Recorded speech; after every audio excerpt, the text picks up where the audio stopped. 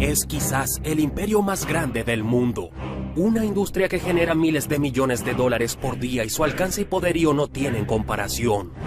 Ha logrado sobrevivir guerras mundiales, crisis financieras y el fin de regímenes en múltiples territorios. Además, fue la primera compañía transnacional. Sus múltiples sucursales y fuentes de financiamiento son envidiadas por las empresas y compañías más exitosas del orbe. Empresas como McDonald's o Burger King son un bebé en pañales si lo comparamos con este gran monstruo con 2000 años de historia. Seguramente tú has sido consumidor de sus productos sin siquiera saberlo. Estamos hablando de la Iglesia Católica y el Vaticano. Su poder es tan grande que se podría considerar incluso como un gobierno alterno. Durante siglos, esta gigantesca empresa ha atrapado millares de seguidores, haciéndose pasar por una fundación de beneficencia. Con esta fachada, ha logrado preservar y expandir la última gran monarquía absoluta de Occidente. Historiadamente ha sido responsable del deceso de millones de personas solo por ir en contra de su idealismo. Pues, aunque no lo creas, esta institución ha sumado más muertes que la Primera y Segunda Guerra Mundial juntas. Pero, ¿cuál es el origen del cristianismo y la Iglesia? ¿Cómo ha logrado su expansión la Iglesia Católica? ¿De qué manera ha logrado acumular su riqueza y poderío? ¿Desde cuándo existen los papas? ¿Cómo ha obtenido la Iglesia tantos recursos y poder económico? Porque se considera un imperio millonario que incluso es accionista mayoritario de acciones de empresas como Coca-Cola y en el Centurion Global Fund, entre muchas más inversiones que expondremos a continuación. Quédate con nosotros a ver este documental para conocer en detalle la historia de esta organización, sus medios de financiamiento, los escándalos en los que ha estado inmersa, la cuestionable utilidad que han tenido sus ganancias y el lugar en donde terminan.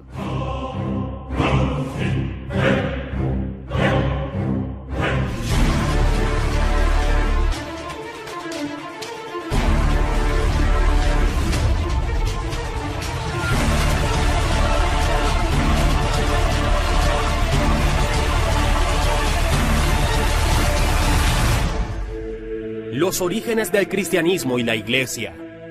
Nada es lo que parece. El siguiente video es de carácter informativo. Tiene por motivo exponer la historia de la Iglesia y el Vaticano, así como los orígenes de su influencia a lo largo de la historia en la humanidad, comprender por qué ha persistido durante miles de años y cuáles son sus objetivos en la sociedad. La Iglesia cristiana, todo un tema de debate, pues analizando su historia parece ser un cuento del bueno y el malo.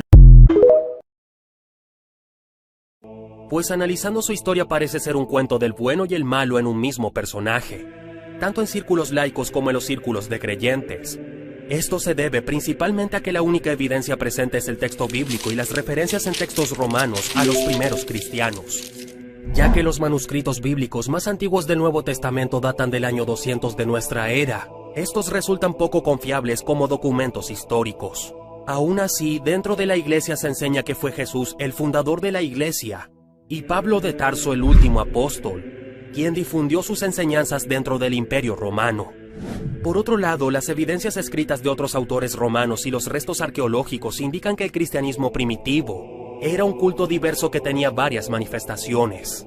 Para hacer más fácil la comprensión de cómo la Iglesia tomó tanto poder, al parecer se trata del bello y hermoso cuento de la creación divina, adoptada por grupos de élite y gobernantes desde aquellos tiempos, manipulándola a su favor mediante el miedo y control que, de no seguir esas leyes descritas en el Antiguo Testamento, no serás recibido en el reino de los cielos una vez hayas partido de este mundo.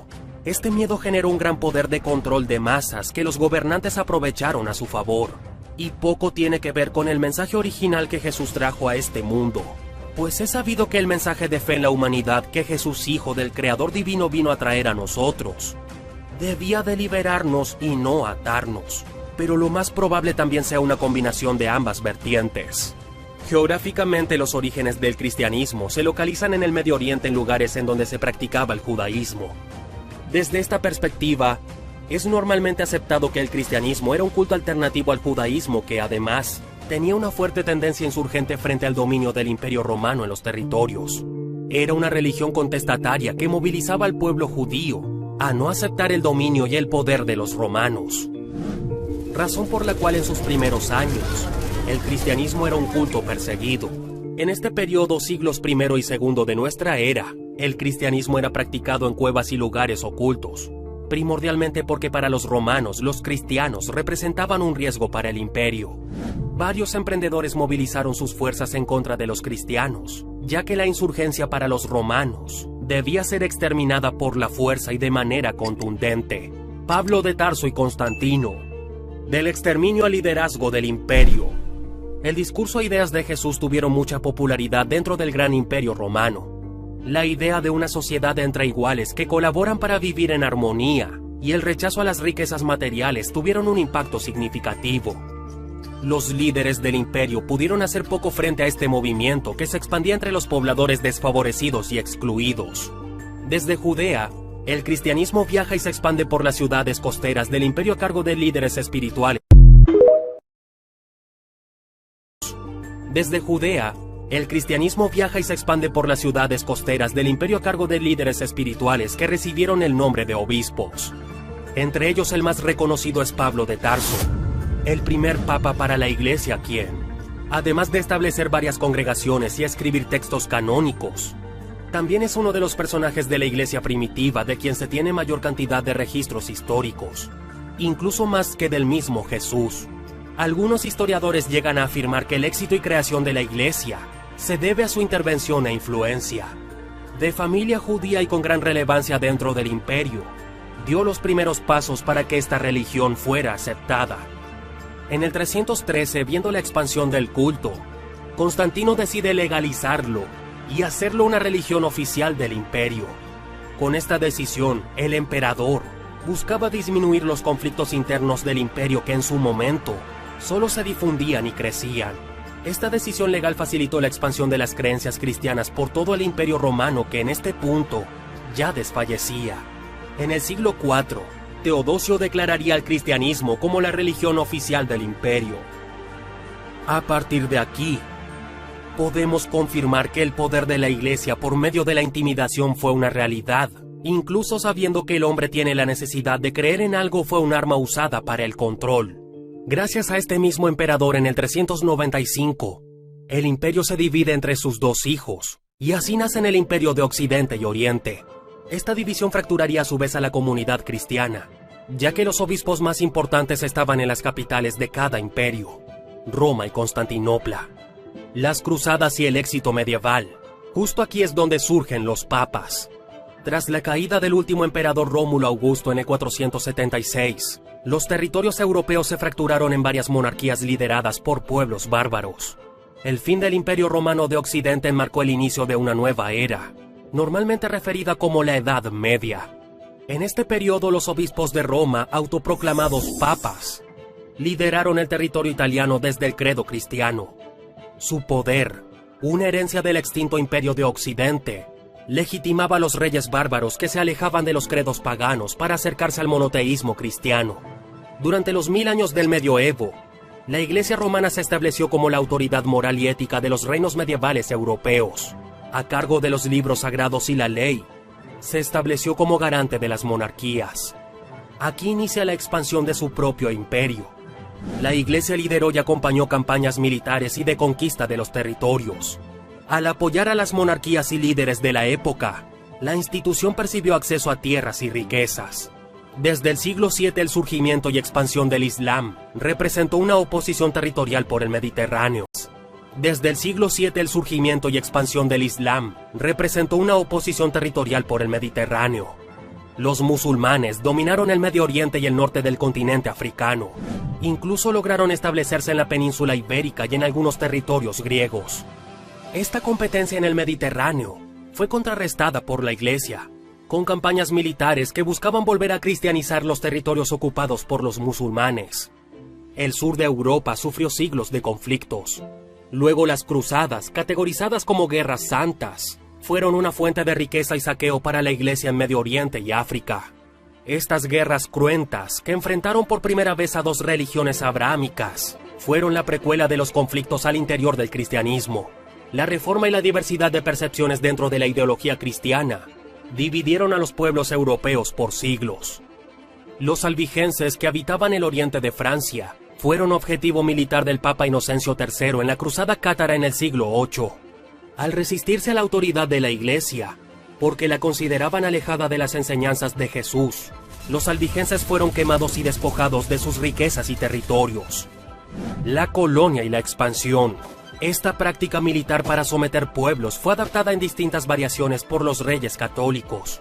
España, Francia, Alemania, Inglaterra, Suiza, Holanda, entre otros. Fueron territorios dominados por monarcas siempre acompañados por representantes de la Iglesia. Un ejemplo soberbio y magnífico de un gran emperador que doblegó y defendió a un imperio en nombre de Jerusalén fue conocido como el rey Balduino o el rey leproso. Defendió durante años a su reino de Jerusalén, principalmente del imperio de Saladino, defensor del Islam.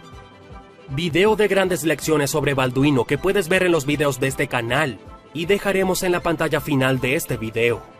En los templos y primeras universidades, los obispos, sacerdotes y monjes se encargaron de establecer orden, la justicia y en especial de educar a la población en el pago de impuestos y la sumisión a sus líderes, jugando el papel de gobernantes, adjudicándose el título de los representantes de Dios en la tierra.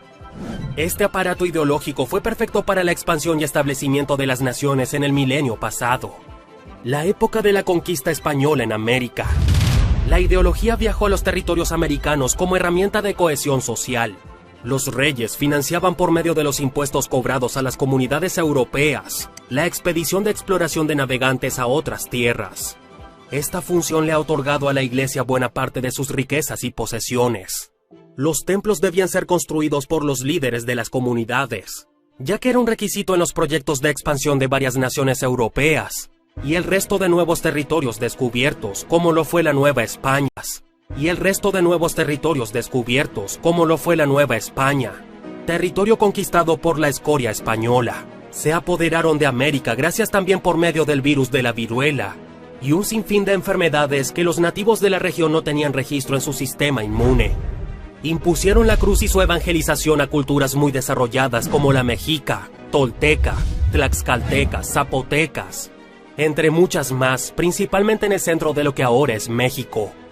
A decir verdad, la Iglesia se impuso a base de violaciones y masacres masivas de muerte en el nuevo continente. Increíblemente ahora la Iglesia está tan adoctrinada en los individuos de América que son capaces de defender la Iglesia a capa y espada en contra de quien hable mal de ella. México es un país con millones de fieles creyentes en el catolicismo, doctrina impuesta a sus antepasados por medio de la espada, siendo que antes nuestros ancestros no adoraban a las mismas deidades, ni teníamos las mismas costumbres. Los conquistadores entonces derrumbaron nuestros templos y levantaron sus iglesias por toda América.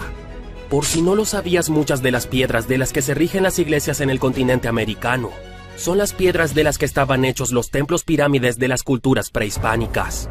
Derribar estas iglesias ahora y levantar los antiguos templos sería considerado casi como un delito, y los primeros que se opondrían serían en su mayoría las mismas personas defendiendo una ideología impuesta. El catolicismo se practica en Latinoamérica como una herencia de la estrategia colonial española.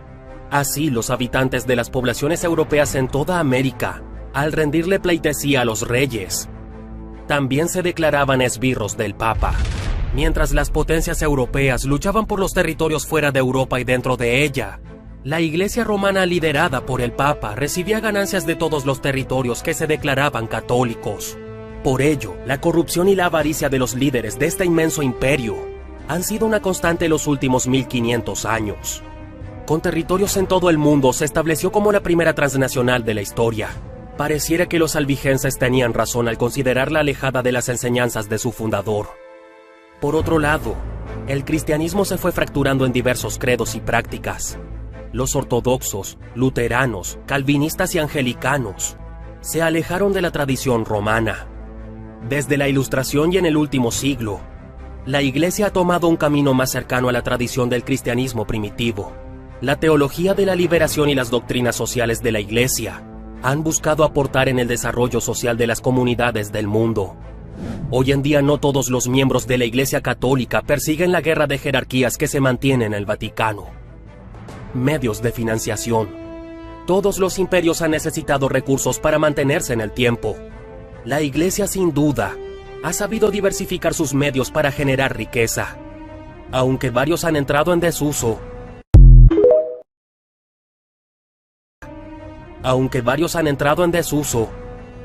algunos siguen presentes y recogiendo recursos. 1. El diezmo. En el pasado, y de acuerdo con los textos bíblicos, todos los fieles debían dar el 10% del total de sus ingresos. Todavía lo usan algunos cultos cristianos y es practicado simbólicamente por instituciones que recogen fondos para la iglesia. Entre los más fieles devotos que sí donan el 10% de su salario son en su mayoría los cristianos. Es verdad. En muchas ocasiones entre ellos se ayudan y apoyan, y se da una fraternidad muy armoniosa. Pero por otra parte esto genera en su mayoría solo ganancias a los pastores y directivos de iglesias que llegan a tener fortunas millonarias. 2. Colectas, donativos, suscripciones y talleres. Las congregaciones recogen colectas voluntarias de sus fieles. Esta sigue muy vigente en nuestros días. 3. Venta de recordatorios y turismo. Esto es reportado por el Vaticano como su principal fuente de financiación. El turismo es la principal actividad económica de esta nación. 4. Servicios espirituales. Los sacerdotes tienen tarifas para presidir los diferentes ritos propios de la religión. Por estos cobran tarifas según el estatus de la congregación y la comunidad que aborden. 5. Las indulgencias. En el medioevo, varios líderes espirituales dirigieron reuniones gigantescas en los que los fieles, entre más ricos, más se deseaba que asistieran a tal reunión. 6. La Inquisición. Este era el sistema judicial de la Iglesia. Uno de los delitos más graves consistía en ser un hereje. Este señalamiento podía ser utilizado como excusa para tomar las riquezas de los enemigos. Un medio injusto pero efectivo para tomar territorios. La Iglesia y el Vaticano son de las organizaciones más longevas que funcionan como un gobierno y modo empresarial. Entre sus principales inversiones se cuentan muchas como son las siguientes. Socio mayoritario de acciones de The Coca-Cola Company, la refresquera más grande de todo el mundo. El Vaticano tiene su propio banco fundado en 1942, con un capital de más de $8,000 millones en activos. Estos están dispersos en fondos de inversión que cotizan en bolsa de valores como Centurion Global Fund, además de tener más de $1,200 millones en activos fuera de balance, es decir, en activos no declarados. La Ciudad-Estado del Vaticano es responsable de operar los museos del Vaticano, y en 2014 tuvo un excedente de 63.5 millones de euros. Más de 12 millones de visitantes han acudido al Vaticano para presenciar eventos en los que participe el Papa Francisco. Y esas cifras ni siquiera incluyen la asistencia a eventos del Papa Francisco que se llevaron a cabo fuera del Vaticano. Eso representa otros casi 13 millones de visitantes. El Papa Benedicto recibió 20.5 millones de visitantes durante su papado desde el año 2005 hasta el 2000. El Papa Benedicto recibió 20.5 millones de visitantes durante su papado desde el año 2005 hasta el 2013. La Iglesia alrededor del mundo genera un comercio multimillonario con la canonización de santos nuevos, ventas de recuerdos, estatuillas, souvenirs, Biblias, medallas y todo tipo de figuras y productos relacionados con la Iglesia. Se calcula que este negocio representa ganancias de $10,000 millones por año. Según la BBC, un cálculo estimativo, un 60% de los fondos de la Iglesia Católica proviene de Estados Unidos, seguido por Alemania, Italia y Francia en términos de contribuciones. Increíblemente, América Latina se ha convertido de los países más devotos del catolicismo y el cristianismo, países que en su mayoría tenían otras culturas y religiones que no pertenecían a estas vertientes. Es propietaria de museos, iglesias y catedrales más emblemáticas de todo el orbe. Incluso la Capilla Sixtina pintada a mano por el reconocido escultor y pintor del Renacimiento Miguel Ángel, considerado el mejor escultor y pintor de la historia, fue alquilada recientemente por la marca Porsche, pagando una suma considerable al Vaticano, aunque se supone las iglesias no deben ser rentadas. 40 fanáticos de Porsche pagaron $5,900 para asistir a una gala bajo el famoso techo pintado de Miguel Ángel, como parte del proyecto de arte por caridad del Papa Francisco. La Iglesia es considerada como una monarquía. El jefe de Estado de esta organización es el Papa. Se considera como el representante del jefe absoluto del Vaticano y por ende de toda la Iglesia Católica. Un ejemplo de cómo la Iglesia te ata a su sistema es el siguiente. Una pareja de enamorados se casa por medio de la iglesia. Para ello se celebran con antelación reuniones y pláticas en las que debes de proporcionar una cooperación. Después se celebra la ceremonia de casamiento, no sin antes la pareja someterse a la confirmación. La iglesia por medio de un sacerdote cobra por ambas ceremonias. Esta pareja tiene hijos. A estos hijos se les bautiza, no sin antes asistir a pláticas y reuniones junto con los padrinos. Se celebra la ceremonia del bautismo, y la iglesia nuevamente cobra por esta ceremonia. Después se viene la primera comunión de los niños, no sin antes adoctrinarse a la iglesia católica por medio del catecismo, y después su confirmación. En ambas se repite el mismo ciclo de donaciones y pagos. Estos hijos ya adoctrinados a la iglesia, se les inculca ir continuamente a las iglesias, además de dar el diezmo, y todo el ciclo se vuelve a repetir, para que en su edad adulta vuelvan a repetir el mismo ciclo. Ni siquiera estando muertos nos escapamos de esta organización, pues también se celebran misas para velorios, y a su vez, misas anuales de aniversarios luctuosos.